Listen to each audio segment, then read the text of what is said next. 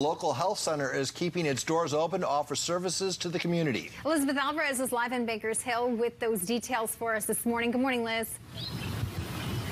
Hi, good morning. Yes, we're right on the corner of Maple and First in Bankers Hill here at the American Indian Health Center. A very busy place even during this coronavirus pandemic that everybody is dealing with. And what is happening is you see that there is a white tent set up. So patients who are here, whether it's to make an appointment or come to an appointment, they will stand in line. You'll see that they have part of the parking lot here with tape, and so that everybody stands 6 feet apart. And the first person that you will see is Dr. Saw. Dr. Saw is here underneath the white tent along with Dan over there. He is a public health nurse.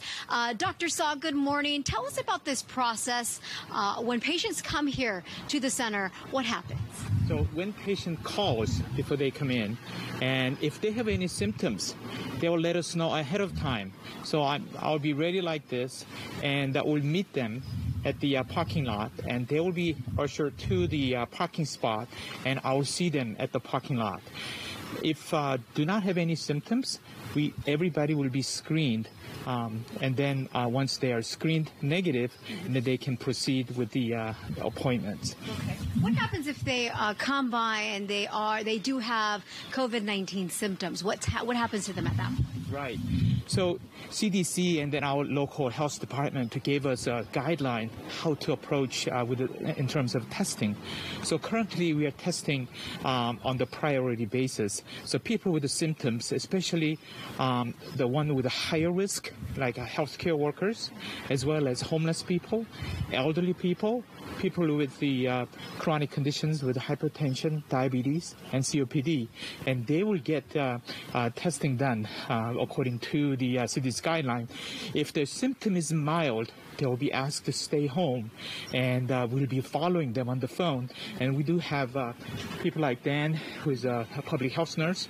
We'll get in touch with them on a regular basis to make sure that they are healing and recovering. If their symptoms gets worse, and then they will be instructed to go to either hospital or be rechecked. What if they're dealing with something else? Maybe it was just a cold or really severe allergies or something other than that. They come here, they get screened, and then do you send them home and provide telehealth for them? Yes, that's correct. So at this table as well, we also check for the strep throat as well as influenza virus check kit. So we'll rule out those other conditions other than COVID, and they will be followed up, of course, at home.